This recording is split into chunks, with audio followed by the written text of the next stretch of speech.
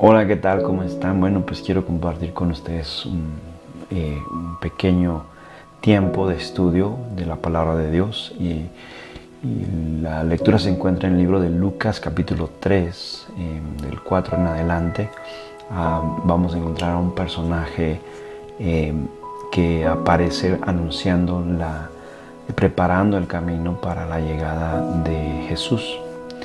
Dice Lucas capítulo 3 del 4 y al 5, dice, como está escrito en el libro de las palabras del profeta Isaías, que dice, voz del que clama en el desierto, preparad el camino del Señor, enderezad sus sendas, todo valle se rellenará y se bajará todo monte y collado. Los caminos torcidos serán enderezados y los caminos ásperos allanados, y verá toda carne la salvación de Dios. Haciendo referencia al profeta Isaías, Lucas nos habla de lo que sería la venida del profeta de Juan, el más grande, pues está anunciando la llegada y preparando el camino para el Mesías, para la salvación de Dios, como Isaías lo menciona. En Isaías capítulo 40 del 3 al 5 dice, voz que clama en el desierto, preparad el camino a Jehová, enderezad calzada en la soledad a nuestro Dios. Dice, todo valle, versículo 4, sea alzado, bájese todo monte y collado, y lo torcido se enderece y lo áspero se allane. Versículo 5, la parte interesante, dice, y se manifestará la gloria de Jehová, y toda carne juntamente la verá, porque la boca de Jehová ha hablado. Isaías dice, esto va a suceder sí o sí. En algún momento va a venir la salvación de Jehová. La gloria de Jehová va a venir y toda carne le verá. Lucas entonces nos habla y nos dice que la salvación es la salvación de Dios. De modo que el pueblo de Israel estaba esperando, el pueblo hebreo, los judíos estaban esperando esa salvación, la gloria de Dios, y que todo el mundo viera la venida del Mesías. Esperando un Mesías, pues habían sido por lo menos los últimos 400 años y 70 también que estuvieron en el exilio, en cautiverio, habían sido maltratados, pasados por diferentes momentos en la historia donde fueron esclavos, maltratados, diferentes imperios llegaron, los persas, los babilonios, los asirios, los griegos con Alejandro Magno, y por último con los romanos. Habían pasado momentos difíciles, así que por los últimos, por lo menos 400 años, estaban esperando ya la venida del gran Mesías, del Mesías que los liberara de toda la opresión, lo que estaban pasando. Estaba profetizando el cumplimiento de lo que Isaías estaba hablando. Y encontramos entonces a este personaje, Juan el Bautista, que él predicaba o traía un mensaje de arrepentimiento. Su mensaje realmente era un mensaje fuerte, duro, que hablaba al pueblo de Israel, a los judíos que eran duros de corazón y tenían altivez en su vida, no eran humildes, no se veían compartiendo con las demás naciones su salvación. Dice el versículo 7 entonces, y decía a las multitudes, Juan, refiriéndose a Juan en su predicación, que salían para ser bautizadas. Definitivamente lo que estaba sucediendo en ese momento, cuando Juan está llevando este mensaje de arrepentimiento, de preparación, de acuerdo a lo que Isaías dice, preparar el camino. Juan está preparando el corazón, está ablandando la tierra para que venga la semilla, para que venga el mensaje de Jesús y la salvación y la gloria de Dios. Y decía entonces Juan a las multitudes que salían para ser bautizadas, Era un mensaje duro, difícil de digerir, pero sin embargo llegaba al corazón, preparaba la tierra, ablandaba la vida de aquellas personas. Dice entonces, oh generación de víboras. Juan hablando esto y la gente llegando para ser bautizada, dice, ¿quién os enseñó a huir de la ira venidera? Haced pues, dice Juan, frutos dignos de arrepentimiento y no comencéis a decir dentro de vosotros mismos, tenemos a Abraham por padre, porque os digo que Dios puede levantar hijos a Abraham aún de estas piedras.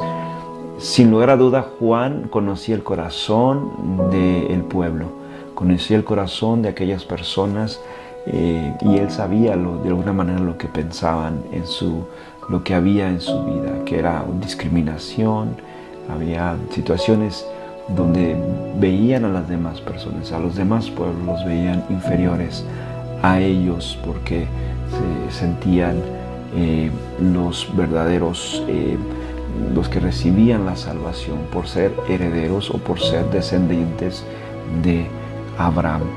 Y Juan les dice entonces, saben que tengan cuidado con lo que están pensando, porque Dios puede levantar hijos a Abraham aún desde las mismas piedras.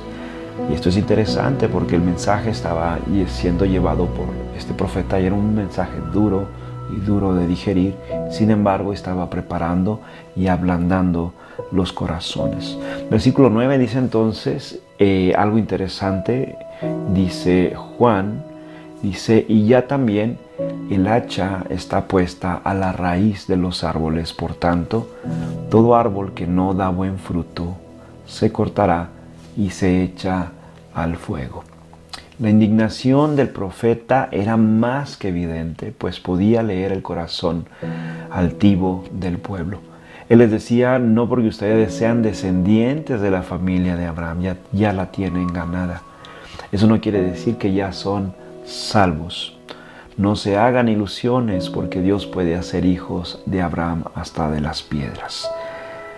Así que Él les decía estas palabras, y esta también para nosotros una aplicación que pudiéramos tomar para nuestras vidas. Él les decía, hagan un alto a sus vidas, evalúen dónde está su corazón, pongan en balanza sus acciones, porque evidentemente todos vamos a dar frutos. Y eso es para nosotros. Es un buen tiempo para pensar, para evaluar, para no pensar que porque ya tenemos muchos años en el Evangelio o vamos a la iglesia, quiera decir que somos o tenemos la salvación del Señor. Dice Juan, hagan frutos de arrepentimiento.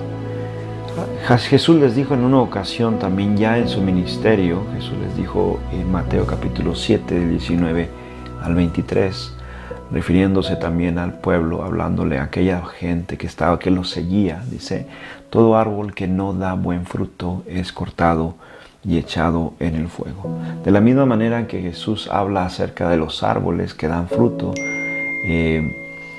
de acuerdo a lo que estamos leyendo, Juan también les dice, de algún momento todo árbol va a dar fruto, puede ser fruto bueno o fruto malo. Y Jesús entonces hace referencia y dice que vamos a ser conocidos, o la gente va a ser conocida, o este pueblo iba a ser conocida por sus frutos. No todo el que me dice Señor, Señor, dice Jesús, entrará en el reino de los cielos, sino el que hace la voluntad de mi Padre que está en los cielos. Muchos me dirán, dice Jesús, en aquel día, Señor, no profetizamos en tu nombre, y en tu nombre echamos fuera demonios, y en tu nombre hicimos muchos milagros. Entonces les declararé, nunca os conocí, apartados de mí, hacedores de maldad. Palabras de Jesús, refiriéndose a abriéndonos una ventana hacia el futuro, de lo que sería o lo que será o lo que va a ser el tiempo cuando estemos delante de Jesús dando cuentas. Y Jesús dice estas palabras, no se engañen, Dios no puede ser burlado, ¿sí? No hay nada que podamos hacer que podemos aparentar y engañar tal vez a la gente, pero a Dios no lo podemos engañar, es lo que está diciendo Jesús. Así que es bueno hacer una balanza, les dice al pueblo de Israel, Lucas, regresamos a la historia, y Juan les dice, hagan una balanza, porque les habla fuerte, les dice, son una generación de víboras, son hipócritas, y empieza a hablar de una manera fuerte. Y este mensaje, estas palabras que Juan lleva al pueblo y empieza a predicar, provoca que aquellas personas vengan a arrepentirse, vengan a bautizarse. Versículo 10, y hacen una pregunta interesante la gente, dice. Y la gente le preguntaba entonces diciendo, ¿qué haremos? 3 tipos de personas llegan, de acuerdo a lo que nos cuenta Lucas. 3 tipos de personas llegan a ser bautizados con Juan, o por lo menos a escuchar el mensaje. Versículo 11 dice, y respondiendo, él les dijo, quien tiene 2 túnicas, dé al que no tiene, y el que tiene que comer, haga lo mismo.